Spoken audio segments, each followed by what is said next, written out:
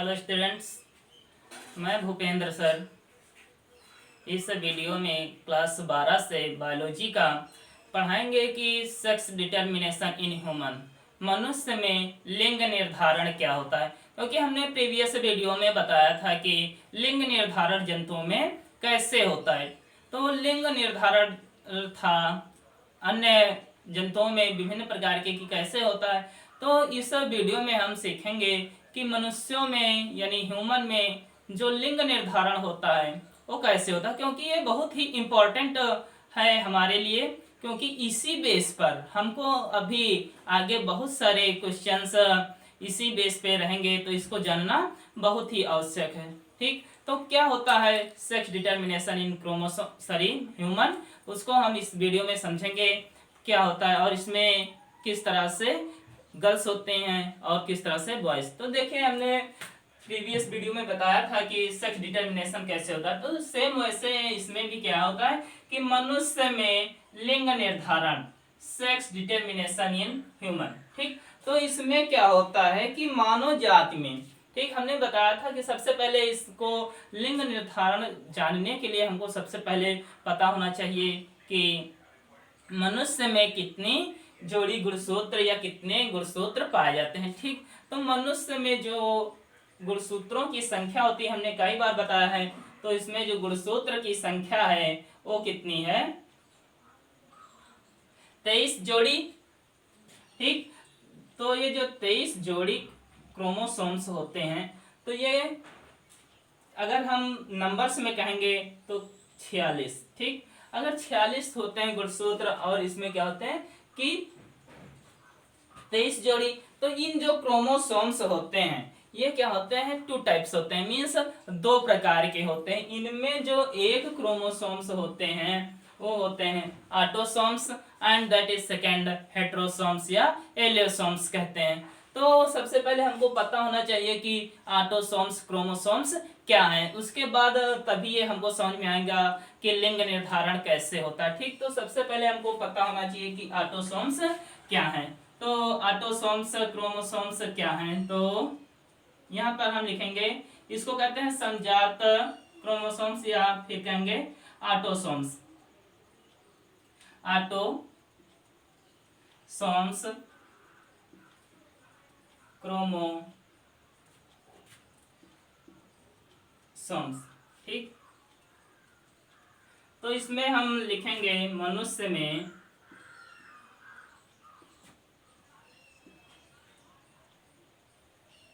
23 जोड़ी में से 23 जोड़ी में से 22 जोड़ी 22 जोड़ी गुणसूत्र गुणसूत्र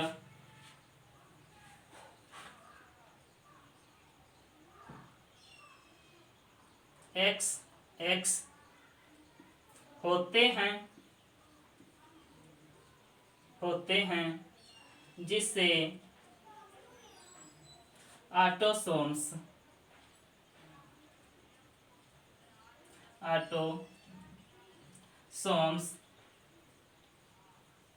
क्रोमोसोम्स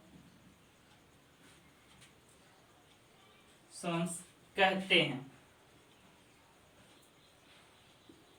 ठीक, तो ये हमको कंफर्म होना चाहिए कि ऑटोसोम्स क्या है। इसको हम क्या कहते हैं, समजात भी कहते हैं। क्या कहते हैं, समजात गुणसूत्र। समजात गुणसूत्र। तो हमको पता होना चाहिए कि मनुष्य में जो 23 जोड़ी गुणसूत्र होते हैं उनमें से 22 जोड़ी गुणसूत्र होते हैं जिन्हें हम ऑटोसोम्स कहते हैं। ठीक है, तो टोटल गुणसूत्र देखिए टू टाइप्स के होते हैं, हमने बताया था ऑटोसोम्स, ये फर्स्ट हो जाएगा, एंड सेकंड क्या हो जाएगा, इसको कहते हैं हेट्रोसोम। हेट्रोसोम्स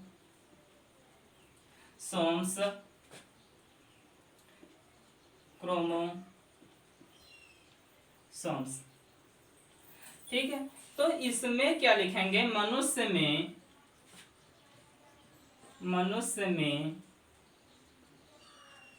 जो 23वीं जोड़ी गुणसूत्र पाई जाती है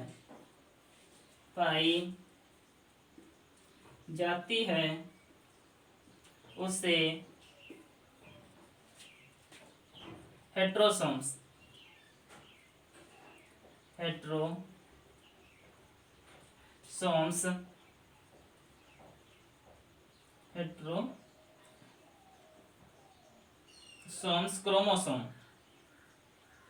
क्रोमोसोम्स कहते हैं। इसे एक्स वाई से प्रदर्शित करते हैं। ठीक, तो ये जो हेट्रोसोम्स यानी विषम जात होते हैं, इनको हम क्या कह सकते हैं? विषम जात गुणसूत्र। ठीक, तो ये जो होते हैं क्या? विषम जात गुणसूत्र। ठीक, तो ये क्या होता है कि हमारे अंदर जो क्रोमोसोम्स पाए जाते हैं, तो फीमेल्स यानी स्त्रियों में क्या होते हैं कि ये एक्स 22 जोड़ी तक रहते हैं, और जो 23वीं जोड़ी भी होती है मनुष्यों में यानी ह्यूमंस के स्त्रियों में, तो वो भी क्या होती है? X and x. ये एक्स ही होती है लास्ट पेयर भी इनका, लेकिन मनुष्यों में जो लास्ट पेयर होती है वो क्या होती है? X and Y. ठीक, तो इसीलिए हम क्या कहते हैं कि इसको एक्स एंड एक्स से प्रदर्शित करते हैं। ठीक, इसमें दो आ जाएंगे, एक्स वाई एंड एक्स। ठीक, तो ये एक्स वाई और ये एक्स, ये किसका हो जाएगा? ये हो जाएगा फीमेल्स का, और ये क्या हो जाएगा? मेल का। ठीक, तो ये याद रखिएगा कि जो लास्ट की जोड़ी होती है क्रोमोसोम्स की, वो स्त्रियों में एक्स होती है, और इसमें क्या होता है? एक्स वाई होती है। ठीक, याद रखिएगा। इसके बाद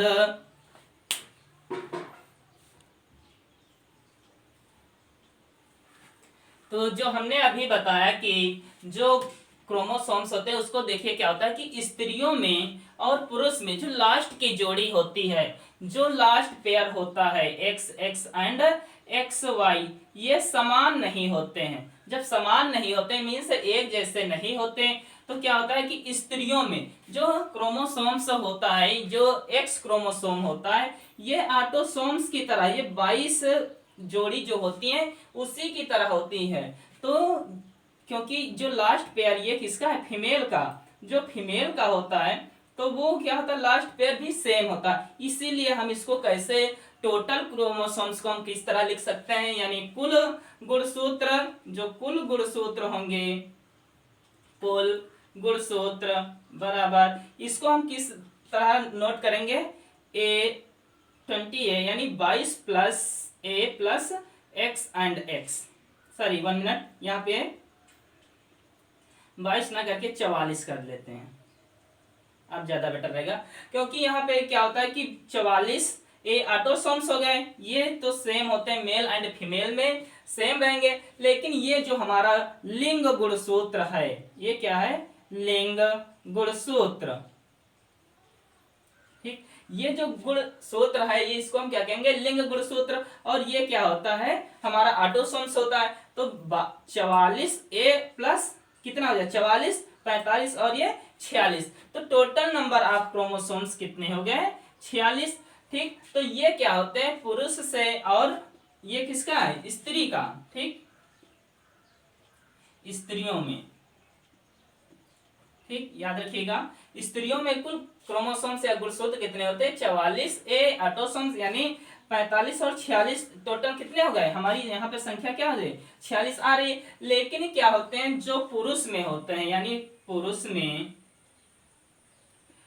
में उसमें भी क्या रहेंगे? 44 ए प्लस यहाँ पे क्या हो जाएगा? X and Y. तो जो एक्स है ये क्या होता है? ये हमारी गुणसूत्र जो होता है स्त्री के गुणसूत्र के समान ही होता है। ठीक, ये क्या होता है? स्त्री के गुणसूत्र के समान ही होता है। इसीलिए इसको कहते हैं कि क्या होता है कि ये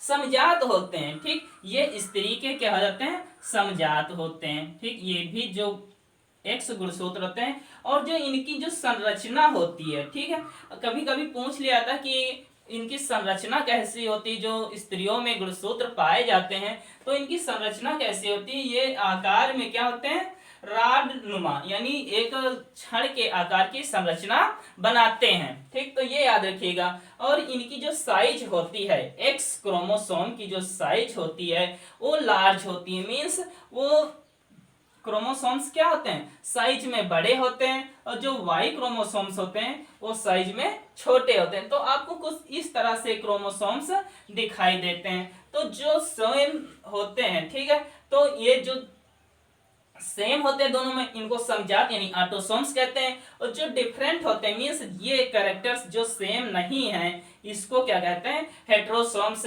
या कभी एक नाम और इनका दे दिया गया है, उसको क्या कहते हैं, एलियोसोम, एलियोसोम, क्रोमोसोम, क्रोमोसोम्स। ठीक, ये भी याद रखिएगा। ये क्या है, ये विषम वाले, ये वाले ही गुणसूत्र को हम क्या कहते हैं, एलियोसोम, क्रोमोसोम्स भी कहते हैं। तो यहां तक बात आप लोगों को समझ में आ गई होगी कि जो लिंग गुणसूत्र होते हैं वो स्त्रियों में क्या होते हैं, एक्स एक्स होते हैं, और पुरुषों में एक्स वाई होते हैं। ठीक, तो अब इसमें हम देखेंगे चित्र के माध्यम से कि किस गुणसूत्र के आने से किसमें पुत्र का जन्म होता है, और कुछ कौन से ऐसे गुणसूत्र हैं जिनको प्राप्त होते हैं तो हमको पुत्री का जन्म होता है। ठीक है, तो उसको हम समझ लेते हैं। और इसको समझने से पहले कभी कभी एक नंबर में पूछ लिया जाता है कि गैमेटोजेनेसिस यानी oogenesis एंड स्पर्मोमेटोजेनेसिस क्या है, यानी कह सकते हैं कि जो अंड जनन की प्रक्रिया क्या है और स्पर्म जनन की प्रक्रिया क्या है, यानी शुक्राणु जनन की प्रक्रिया क्या है। तो जो हमको माताओं से क्या मिलते हैं कि अंडाणु का फॉर्मेशन होता है उनकी ओवरी में, तो उसमें अर्धसूत्री विभाजन के फलस्वरूप ओवम यानी अंडाणु को बनने की प्रक्रिया को oogenesis यानी क्या कहते हैं, oogenesis, अंड जनन कहते हैं। ठीक उसी प्रकार हम कह सकते हैं कि पुरुषों में इसमें क्या होता है, वृषण पाया जाता है यानी टेस्टिस, उसमें स्पर्म का फॉर्मेशन होता है अर्धसूत्री के विभाजन के फलस्वरूप स्पर्म जो बनते हैं उसी को हम क्या कहते हैं, स्पर्मेटोजेनेसिस। तो याद रखिएगा दोनों क्या होता है, इनका फॉर्मेशन ओवरी में होता है, उनका फॉर्मेशन टेस्टिस यानी वृषण में होता है। तो ये भी एक एक नंबर में क्वेश्चन पूछे जाते हैं। तो इसको हम चित्र के माध्यम से देखते हैं कि कैसे सेक्स इसमें डिटरमाइन होता है, कब पुरुष होगा और कब स्त्री। तो देखिए अच्छे समझिएगा, ये बहुत इंपॉर्टेंट है क्योंकि इसी बेस पे जो आगे हम पढ़ाएंगे सारा जो टॉपिक है इस लेसन का इसी क्रोमोसोम्स पर ही आधारित है। तो देखिए क्या होता है कि जो एक्स एंड वाई, फिर क्या है एक्स एंड एक्स, यहाँ पर जो एक्स एंड वाई है, यहाँ पे एक्स एक्स है, तो आप लोगों को पता चल गया होगा ऑलरेडी कि ये कौन होंगे और ये कौन होंगे। तो ये क्या हो जाएंगे, पिता होंगे। ठीक, ध्यान से देखिएगा, पिता होंगे, और ये क्या हो जाएंगे, माता। क्यों होंगे, क्योंकि आपको ऑलरेडी पता है, यहाँ पर क्रोमोसोम्स को देखकर हम तुरंत डिसाइड कर दे रहे हैं कि एक्स एक्स है, तो जाहिर सी बात है कि ये फीमेल होंगी, और ये एक्स वाई। ठीक, अब इसमें क्या बनेगा, युग्मक बनेगा यानी गैमेट्स बनेंगे। तो यहाँ पर क्या बनेगा, एक्स और दूसरा वाई। ठीक, यहाँ पर क्या हो जाएगा, एक्स एंड एक्स। तो ये जो हो जाएंगे ये क्या है, ये अंडाणु है। ठीक, अंडाणु यानी कह सकते हैं स्त्री। ठीक, ये अंडाणु कहाँ, किसका अंडाणु का फॉर्मेशन कहाँ होता है, स्त्रियों में। और ये क्या हो जाएंगे आपके, ये हो जाएंगे आपके शुक्राणु। शुक्राणु, ठीक, इनका फॉर्मेशन कहाँ होता है, पुरुष में। अच्छे समझिएगा, बहुत इंपॉर्टेंट टॉपिक है। ठीक, तो ये क्या होते हैं कि आप लोगों ने बताया कि ये एक्स एक्स है तो मेल होंगे, और ये एक्स एक्स एक्स है तो फीमेल, तो एक्स वाई पिता है, तो इनके बीच जब क्रॉस कराया जाएगा, ठीक है, तो इसमें क्या हमको फर्स्ट जो जनरेशन मिलेगी, तो क्या मिलेगी, जो फर्स्ट मिलेगा, तो देखिए यहाँ पर क्या है, पिता है, पिता के गुणसूत्र यानी स्पर्म से क्या मिल रहा है हमको, एक्स मिल रहा है, ठीक, यहाँ से एक्स, और इधर माता से भी हमको क्या मिला, एक्स, तो ये क्या हो जाएंगे, एक्स एंड एक्स, तो ये क्या हो जाएंगे, पुत्री, किसका फॉर्मेशन हुआ, पुत्री का, यानी किसका जन्म होगा, यहाँ पर पुत्री का यानी कन्या का जन्म होगा, ठीक। नेक्स्ट क्या है, अब देखिए यहाँ फिर से क्या है, पिता से क्या कौन सा क्रोमोसोम्स मिल रहा है, एक्स, और यहाँ माता से भी एक्स मिल रहा है, तो फिर से क्या होगा, फिर से कन्या का जन्म यानी पुत्री होगी, ठीक, समझ में आया। नेक्स्ट क्या है, अब पिता के क्रोमोसोम्स से हमको क्या मिला, वाई एंड माता से एक्स, तो हमको क्या मिल गया, एक्स एंड वाई। अब आपको पता चला कि ये एक्स एक्स है, तो ये क्या डिफरेंट है, इसमें एक्स एंड वाई है, तो जाहिर सी बात है ये क्या होगा, पुत्र होगा, जो जन्म होगा वो किसका होगा, पुत्र होगा। फिर नेक्स्ट क्या है कि फिर से जब क्रॉस हुआ तो इसमें क्या है, एक्स एंड वाई, तो यहां से फिर से हमसे क्या मिला, एक्स एंड वाई, फिर से हमको यहाँ पर मिल गया पुत्र, ठीक। तो ये आप लोग बहुत ज्यादा टफ नहीं है, अच्छे समझा दिया है, ये बहुत ही इजी है और बहुत ही इंपॉर्टेंट है आपकी क्लास के लिए, क्योंकि हर वर्ष पूछा जाता है कि लिंग निर्धारण क्या है, अगर इससे नहीं पूछा गया तो इससे बहुत डिफरेंट चीजें आ जाती हैं, इससे इसी से संबंधित जैसे वर्णांधता क्या है, हीमोफीलिया क्या है, एंड रतौंधी रोग, ये किस तरह जेनेटिक्स होते हैं, लिंकेज क्या है, संलग्नता क्या है, तो ये सब इसी से रिलेटेड है और आपके सिलेबस में भी दिए गए हैं, इसीलिए इसको समझना अति आवश्यक है। तो ये अच्छे से समझिएगा। तो इसमें हम इस क्या लिखेंगे, ये क्या हो जाएंगे, पुत्र होंगे, कितने, चार, चार संतानें उत्पन्न हुई, उनमें से क्या हो जाएंगी, दो पुत्री होंगी और दो पुत्र होंगे। तो ये क्या है कि क्रोमोसोम्स, इसके हम फिगर के नीचे लिख लेंगे, मानव में लिंग निर्धारण,